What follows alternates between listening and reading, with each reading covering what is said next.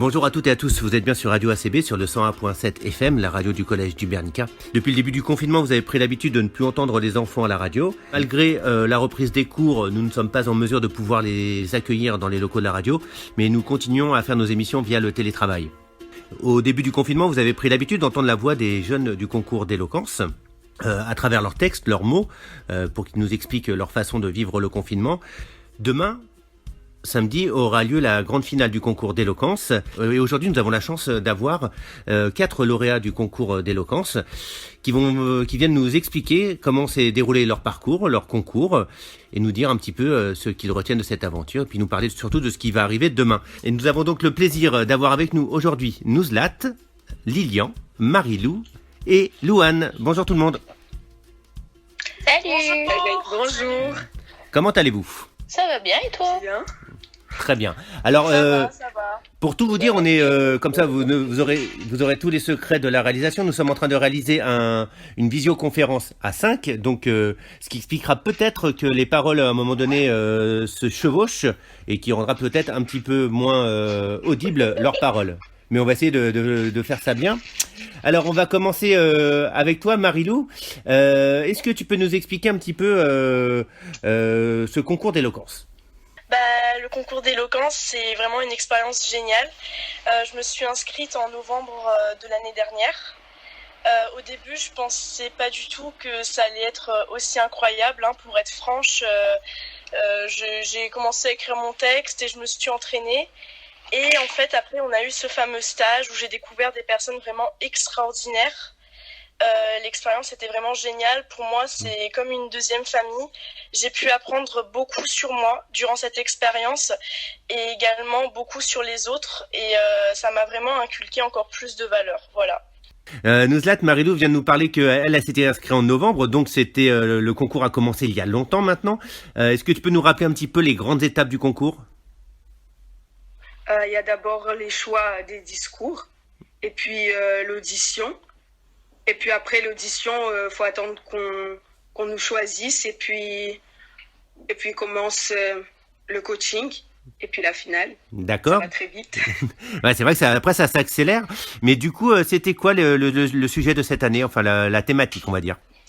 Le patrimoine, la transmission et l'héritage. D'accord. Louane, toi, tu es sur quel bassin, toi ? Je suis du bassin sud. D'accord. Est-ce que tu sais, toi, le nombre de participants qu'il y a eu dans ce concours ? À peu près 84, il me semble. Oui, c'est exactement ça. Du coup, qui représente donc toute la Réunion, c'est bien ça ? Oui, c'est ça. Alors, est-ce que tu peux nous expliquer donc un petit peu comment s'est déroulé le début du stage et puis qu'est-ce qui s'est passé ? Parce que c'était un peu aux alentours du 12-13 mars, donc qui sont les dates du début du confinement. Du coup, on devait avoir un stage d'environ 5 jours et au final, on s'est retrouvés à faire que 2 jours de stage puisque après, les lycées ont dû fermer puisque du coup, on avait fait un stage dans un lycée dans l'Ouest et donc après, tout s'est accéléré et le confinement a fait qu'on a dû écourter le stage. Mais on a quand même pu apprendre à se connaître en 2 jours et c'est quand même extraordinaire. Alors, on a eu la chance de rencontrer Eddie Monio, qui est le finaliste du concours Eloquentia en France. Et donc, il a été là pour nous coacher, ainsi que du coup un comédien, Annick et tout. Et donc, on a pu faire plusieurs ateliers, coaching, le débat, oui, on a fait du sport. Lilian, alors pas de finale. Alors, dis-moi comment vous avez ressenti ça, vous, le fait qu'on vous annonce qu'il n'y a pas de finale. Tiens, on va commencer avec toi, Lilian. Alors, comment j'ai réagi ? Je me suis dit au début je me suis dit c'est dommage. Déjà on raccourcit le stage, c'est super dommage. Et en plus on annule la finale. Je me suis dit tout ce travail pour ça. Après je l'ai réalisé que moi je me sentais pas prêt pour la finale. Du coup je me suis dit un petit sursis ça me fera du bien. En fait je suis plutôt content que la finale ait été reportée parce que entre-temps on n'y a pas particulièrement pensé, enfin pour moi. Et toi, Nouzlat, alors comment tu l'as vécu cet arrêt un petit peu en cours de route, on va dire ce faux départ ? Ben, au début, je me disais que c'était vraiment malheureux, on va dire. Et puis au fur et à mesure, tu t'habitues et tu te dis, ben, tant mieux, parce que tu as le temps un peu de redécouvrir ton discours et de changer des choses que tu n'aurais pas forcément remarquées depuis le début. On va dire que le recul et de se déconnecter un peu du concours et de tout ce stress, on va dire, ça a fait que des nouvelles idées ont fait apparition. D'accord. Et toi, Marilou, pour toi?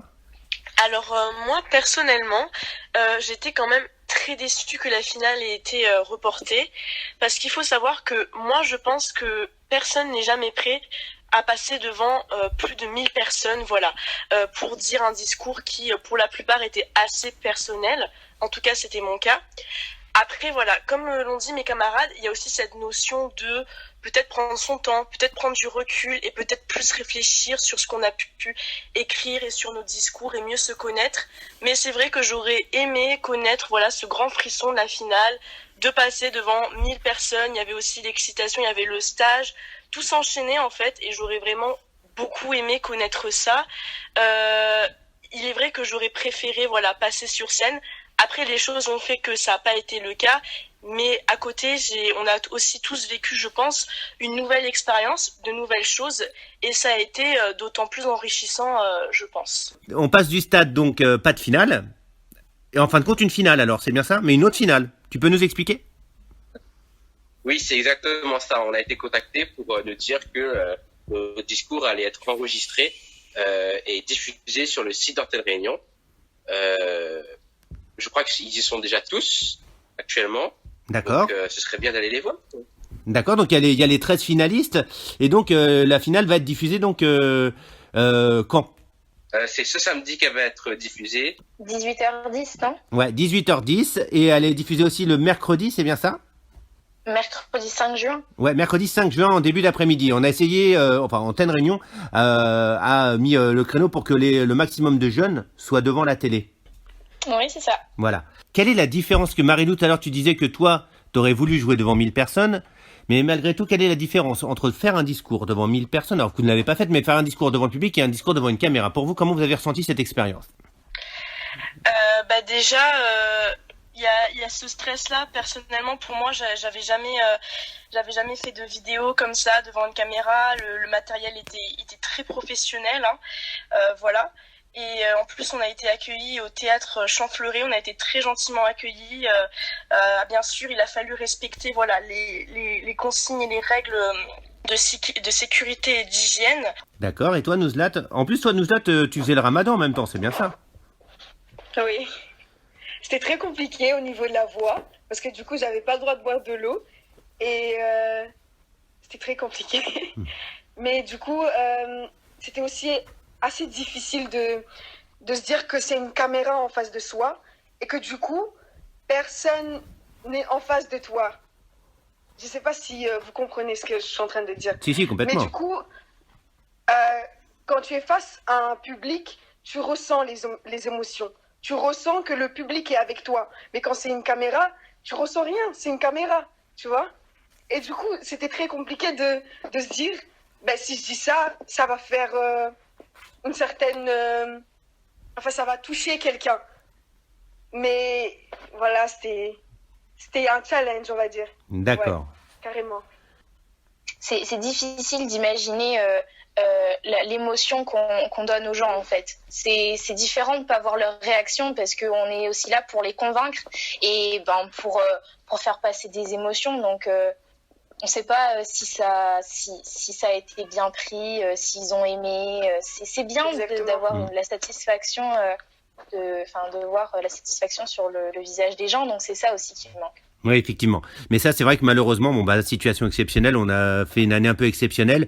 On espère, avec l'organisation, pouvoir organiser peut-être quand même une soirée où il y aura du public, justement, pour quand même que vous sentiez ce petit vertige, même si d'ici là, vous connaîtrez les résultats, mais que vous aurez quand même bien participé à une soirée. Comment vous vous sentez, vous, si vous pouvez nous dire un avant et un après concours? Alors, un avant concours, si j'aurais un mot à dire, c'est déterminé. La détermination, Parce que quand tu choisis ton sujet en fait et que tu commences à te mettre la tête dedans et que le soir dans ton lit tu regardes ton plafond et tu dis purée, je pourrais peut-être dire ça, ah non mais en fait ça passerait pas. Bon, c'est vraiment des moments géniaux. Et puis peut-être un mot pour l'après concours, hein, même si voilà, la finale sera diffusée demain. Rempli de joie et je suis vraiment très reconnaissante de toute l'organisation, en particulier voilà, à Nick Vitry et aussi à toi Francis, parce que ça a été une expérience géniale et aussi peut-être un mot qui pourrait résumer cette aventure rencontre. Voilà. Merci Marie-Lou. Oui, alors je précise qu'effectivement tout ça c'est grâce à Annick Vitry parce que quand le concours s'arrête, quand les théâtres ne peuvent plus faire la finale, c'est elle qui va prendre son bâton de pèlerin et qui va aller taper aux portes des télés pour demander à ce qu'une émission soit faite. Louane, ton avant-après concours, toi? Alors avant concours, moi aussi très déterminée parce que j'avais entendu parler du concours depuis quelques années déjà et j'avais hâte d'y arriver. C'est vrai que moi, mon inscription s'est passée avec quelques encombres parce que j'ai hésité longtemps à le faire parce que c'est vrai que le sujet était assez personnel et j'ai pas l'habitude de parler de moi.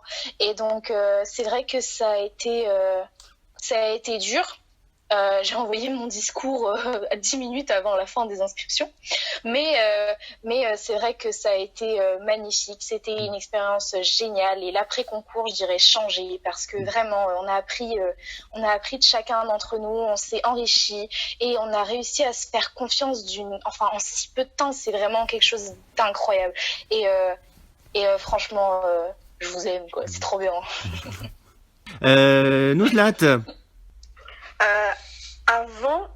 Au début, j'étais assez mitigée, on va dire.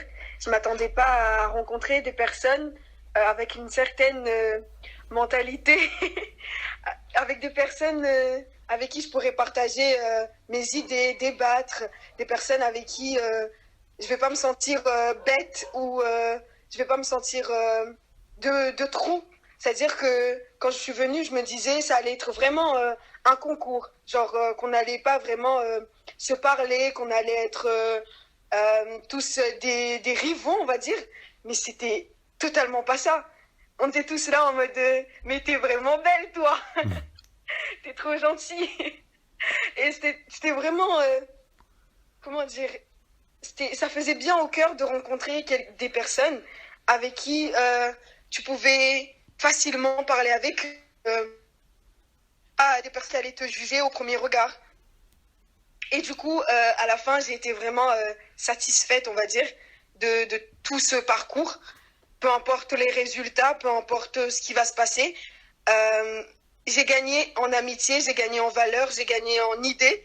J'ai tout gagné, en fait. C'est comme si cette aventure, c'était Koh-Lanta et que je suis repartie avec tout l'argent, avec tout ce qu'il faut.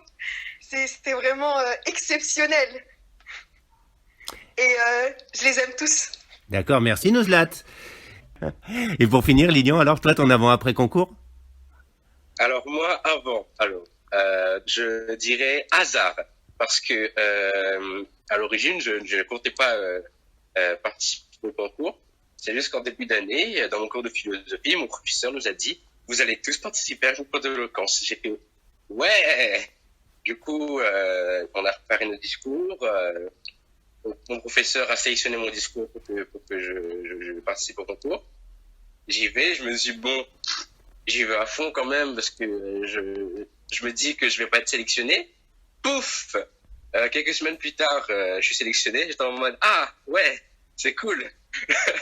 Du coup, je vais au stage et je rencontre des gens magnifiques, que ce soit les intervenants ou les autres lauréats qui sont juste des personnes magnifiques. Et pour mon après-concours, je dirais que j'en suis sorti grandi. Parce que j'ai rencontré des gens avec un background incroyable, des gens juste incroyables et des gens comme par exemple Edimonio qui nous a juste chacun fait grandir d'une manière l'ambiance qu'il y avait entre nous, c'était juste magnifique. Et franchement, si je devais refaire ça, je le referais de la même manière. D'accord. Donc alors, on vous rappelle, parce que là on va arriver à la fin de l'émission, que la finale est diffusée demain sur Antenne Réunion à 18h30, rediffusion le mercredi 5 juin à 13h30. Et pour vous mettre l'eau à la bouche, pour vous inviter, inciter à venir voir, enfin à regarder la finale demain, on vous diffuse dans quelques secondes maintenant le teaser qu'on avait réalisé avec les lauréats. Voilà, vous allez pouvoir tous les entendre. Ils sont 13 au total. Je vous remercie très personnellement parce que voilà, on se connaît bien puisqu'on a fait le stage ensemble. Merci à toi. Il y avait donc aujourd'hui dans l'émission, il y avait Marie-Lou, il y avait Louane, il y avait Nouzlat et il y avait Lilian. On espère que ça aura incité tous les jeunes qui entendent, qui sont en première l'année prochaine, puisque quand même l'année va reprendre, ceux qui veulent participer, qu'il y aura évidemment un concours l'année prochaine. Ah non, te donne la main, pour ça que t'es là besoin, nous toutes les humains. Comme les dieux posés atteint, nous vépi trop faux train, imagine pour demain. Nos ancêtres l'a souffert, la démavous la vie, l'esclavage l'a fini. Notre grand-père l'a dit à nous, ça la réunion, ça l'est pour nous, t'es sauvali. Dans le sud sauvage de la Réunion, vivait un homme qui avait 2 enfants. 2 enfants très soudés, très studieux et très créoles. Cet homme avait acheté un terrain, pas trop grand, un peu trop pentu et on ne pouvait pas y planter grand-chose. Alors, ils ont eu l'idée de labourer la terre. Imaginez. Ici, il y a Gérard. Et ici, il y a Pierre. Tous les deux, ils prennent leur pioche et de toute leur force, ils cassent la roche. Après quelques années, le terrain est grand, il est vert, il est beau. Terre là, n'a bret chouchou. Terre là, n'a bret mouroun. Et terre là, n'a bret payater. Bref, il y a tout. Peut-on refuser un héritage comme celui-ci ? Par où commencer ? Parce qu'il y aurait tellement de choses à dire. Mais les plus douloureuses me semblent être celles à côté desquelles je ne peux pas passer. Et pour cause. Il n'y a que nos douleurs qui ne nous appartiennent vraiment. Tout le reste, y compris nos joies, sont à autrui. Et bien que ma naissance ait été désirée, tous les événements qui l'ont suivie me font douter de la personne que je suis. Suis-je celle que j'ai choisi d'être ? À notre naissance, nous sommes nés, soit, mais avons-nous choisi de naître ? Avons-nous même choisi l'endroit où nous sommes nés ? Dès notre naissance, nous avons reçu une éducation. Et bien sûr, en tant qu'être humain, nous étions soumis à nos besoins primaires. Avoir faim, soif, envie de vomir. Dès notre naissance, nous avons été influencés par notre famille et notre culture. Mais l'avons-nous réellement choisi ? L'histoire d'une partie de nos ancêtres est teintée de violence et de souffrance. Mais nous devons être fiers de cet héritage. Moi, j'en suis fier. Ça fait partie de mon identité. Et je n'échangerai cela contre rien au monde. Si tu diffères de moi, mon frère, loin de me léser, tu m'enrichis. Quelle belle phrase, n'est-ce pas ? Mais quel est donc cet enrichissement dont parle Antoine de Saint-Exupéry ?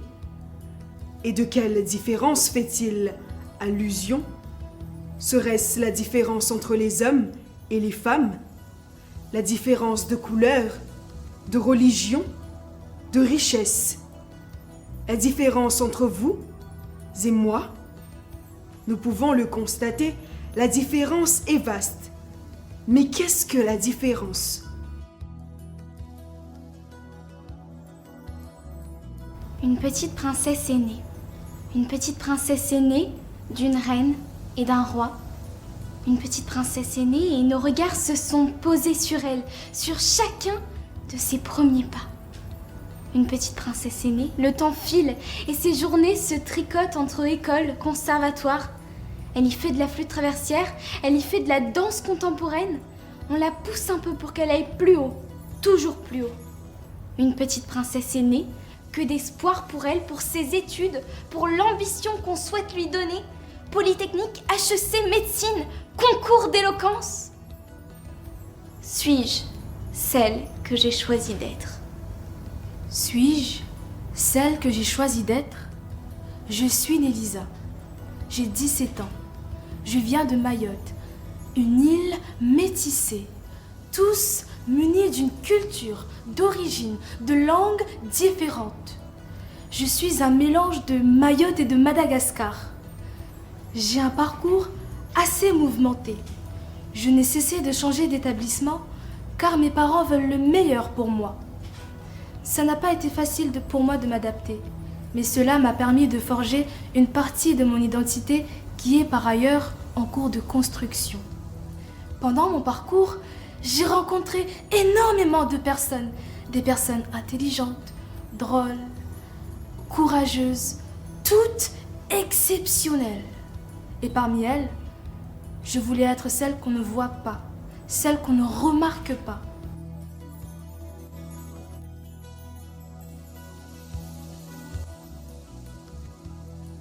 Cher confiné, cher mètre carré.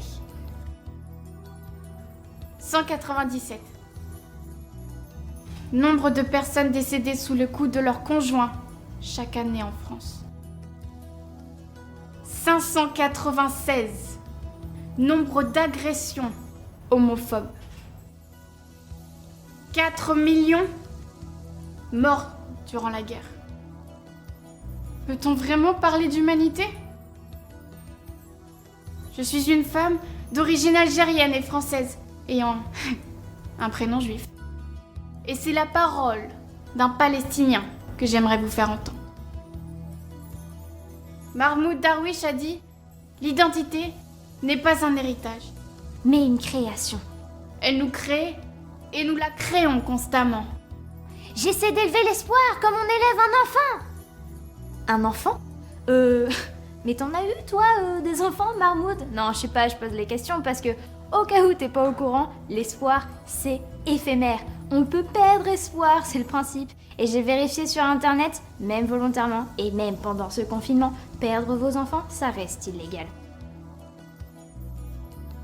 Tu te demandes certainement, mon frère, si la Réunion est encore un exemple du vivre ensemble. Mais en ce temps de pandémie, de confinement, vois l'entraide qui prime, les liens qui se resserrent, le besoin de l'autre qui se fait ressentir. Constate l'importance du rapport humain et de la diversité. Mais surtout, n'oublie pas, frangin, que dans la vie, tu rencontreras toutes sortes de personnes et elles t'apporteront toujours quelque chose, que ce soit de la bienveillance ou une leçon, et tu grandiras.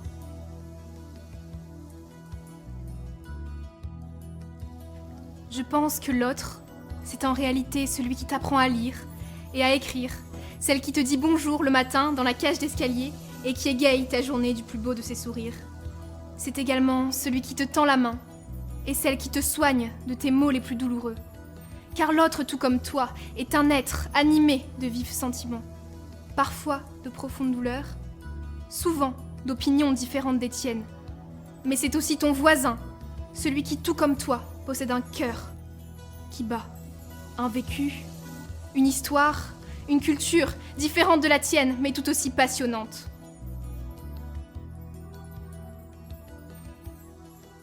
De père en fils, de mère en fille, se sont transmis au long des décennies des valeurs telles que l'amour et le respect, mais aussi des devoirs, comme les héritages ou les traditions. Et surtout, des obligations, trop oubliées ces dernières années, envers notre mère à tous, la terre.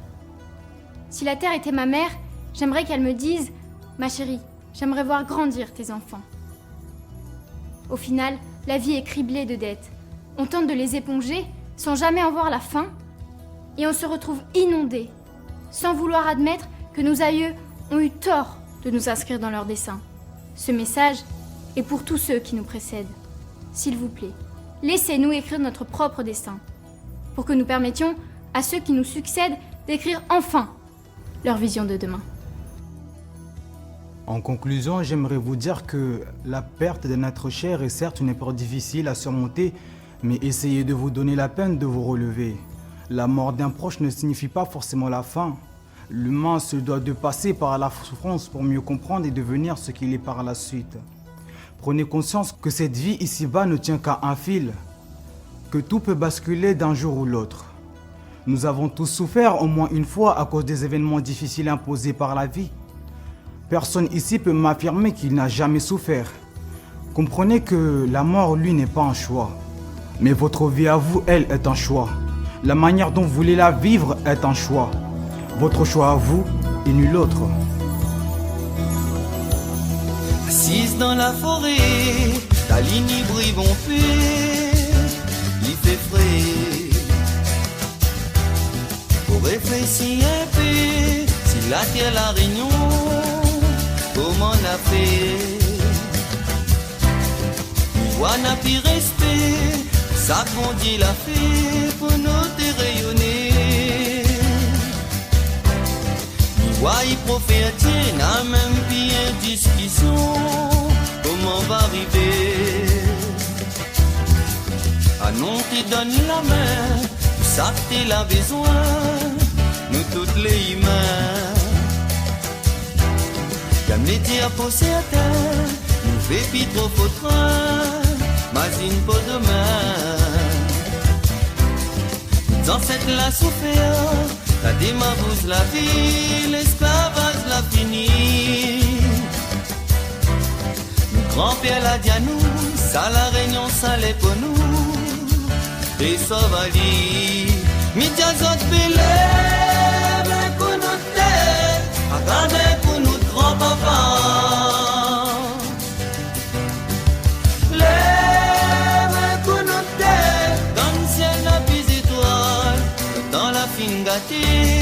Bon Dieu saoulé.